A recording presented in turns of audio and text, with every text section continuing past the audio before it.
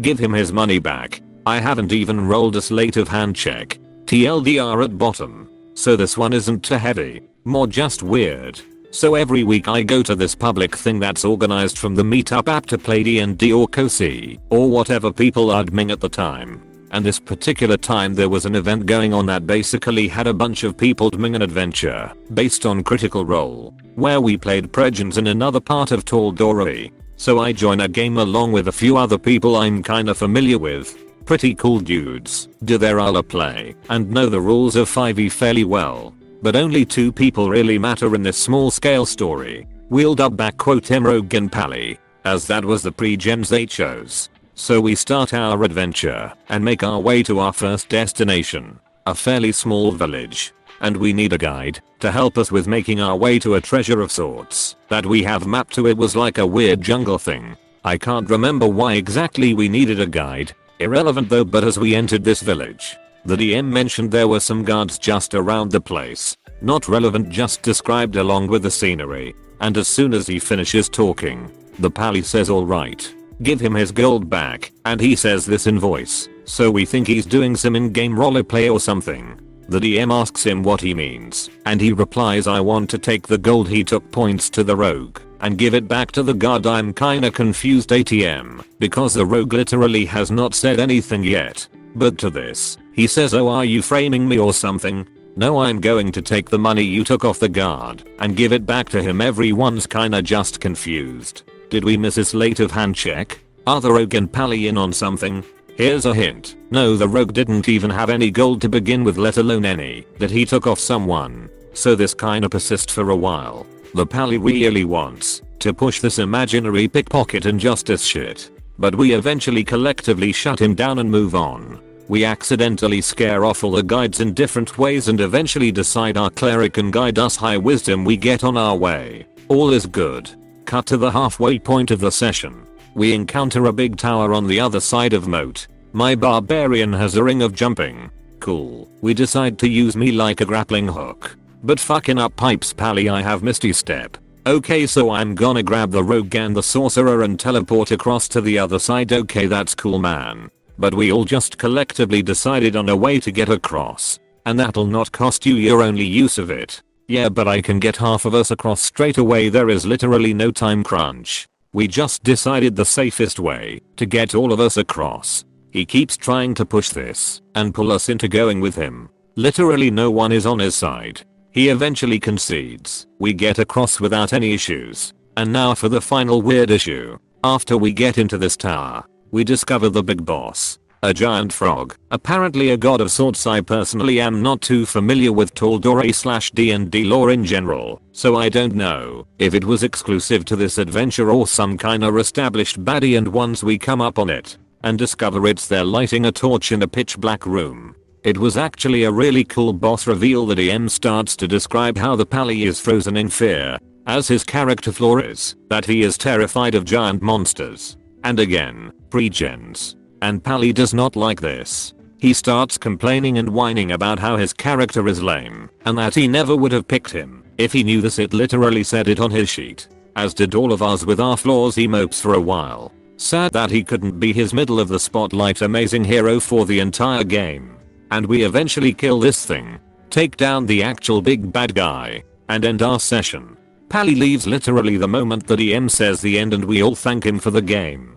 Again. Not anything crazy, but fuck. It was beyond frustrating to deal with this guy actively trying to take away player agency and trying to steal the spotlight whenever possible. There were a few more minor things, like whenever I tried doing something he would say let me do it. I'm stronger, or simply doing something I wanted to do again. I was the barbarian, but we eventually got through it at least. Mini edit, we were all level 5. He got Misty Step for his oath, I think. I dunno, haven't been a paladin yet. TLDR.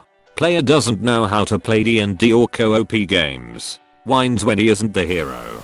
The time my character got raped several times in one campaign. Part 1. So I'm new to this and on mobile, so tell me what to improve. Let me introduce 2 other players. Let me mention that all of the player including me were boys. John. He is playing a 8 feet 4 inch dragonborn ranger. Edge. playing a dark elf necromancer, Drape, playing a Goliath fighter with one of his appearance things is that he had a 8-inch long meat, me, a dwarf artificer that decided to play a female got role-playing purposes. In hindsight I should have played a male cause of how immature the other people are. The first part of the campaign was going good, no one tried to do anything inappropriate. In the middle of the campaign is where the story takes place. We had just got to a town after a long fight with a giant. We were looking for a place to sleep like a inn or something. As we were looking, a group of prostitutes comes up to us. They say, "Do you want to have a good time with us?" I say no, but all my other friends drag me along with them. We use 30 GP to play with the prostitutes and we get her in-depth description of each one. Then after we found her in, the other guys thought it would be fun to have a beer at the tavern. I got one, drank it, then rolled a nat 1 on my constitution check and passed out.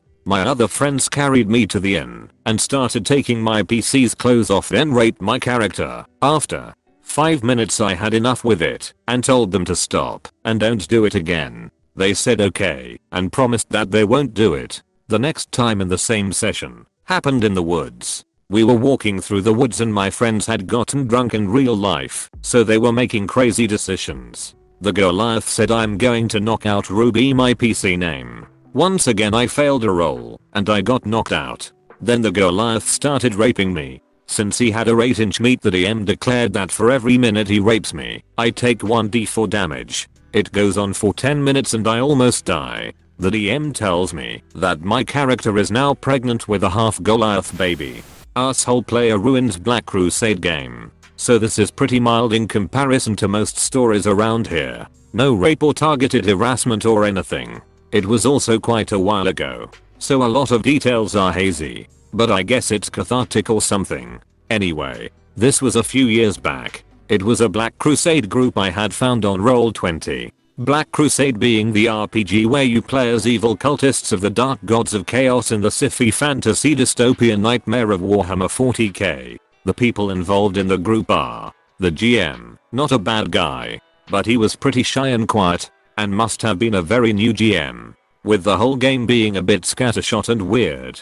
But no one starts off as a good Grams. Apostate. Yours truly made a cowardly but very charismatic swindler turned cult leader by visions from the dark gods. I made my character unwilling to fight himself and took the minion talent to have my meathead brother as a minion for all the fighting. The character also genuinely wants to look after his flock, because I guess I felt it was ironic or something for someone to become a better person by being contacted by satanic powers. Chemical Hunter, the asshole, came off as very arrogant and rude, like he's right and everyone else is wrong, at all times. Constantly insulted and belittled the GM mid-session, even though the dude was clearly trying his best. He made a Chem Hunter, which is an advanced class from one of the expansion books which is slightly stronger than the normal classes. Other players, I think there were 3 others, they were all alright, and one definitely played a heretic, which is a corrupted priest-etch guy.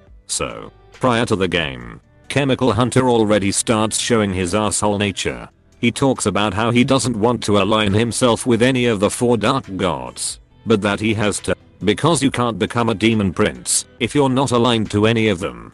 He eventually chose a hedonism god just because they had some really powerful artifact he wanted to get. Now, for context, becoming a demon prince is like the theoretical endpoint of a campaign, where you need to have maximumed out the progression system of the game. Sometime after this, he also brags about how many fellow PCs he's killed. Yeah. So, the first game begins eventually, and it turns out we are relatively normal imperial citizens on a planet that, in a vision, given I saw would be destroyed. I say relatively normal because Black Crusade characters still start as fairly powerful chaos worshippers, and Chemical Hunter was still playing a weird super drug soldier man. So, we are loosely tied to each other, and at least 2 of us go to make up a plan to start a rebellion in the city by the tech guy hacking into the citywide communications system and me delivering a speech. We spend a good amount of time and a few in-game days trying to accomplish this goal.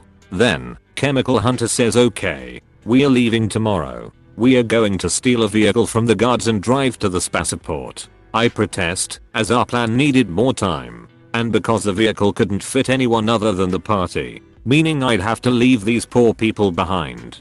Chemical Hunter remains firm with either you come with me, or you get left behind. Your choice. Not wanting to split the party, I choose to go with him. Then, on the next day, we launch a poorly-planned assault on the vehicle docks. The combat goes well for us as the guards are poorly armed and trained, and my character spends the whole combat doing non-combat things while the brother minion fights. Chemical Hunter was having none of this, though, and he said, out of character, if you don't start fighting, we are going to kick your character out of the party. Yeah. So, I go and shoot a couple times with my shitty revolver and give no meaningful contribution to the fight. We win easily, like I said. And the session ends with us driving into the desert towards the spaceport. With the whole session having been just kind of confusing combined with Chemical Hunter's artillery, I was done. After the session, I say I just don't think this game is for me, and I leave the Skype group and said to the GM, you have my sympathies for having to deal with Chemical Hunter.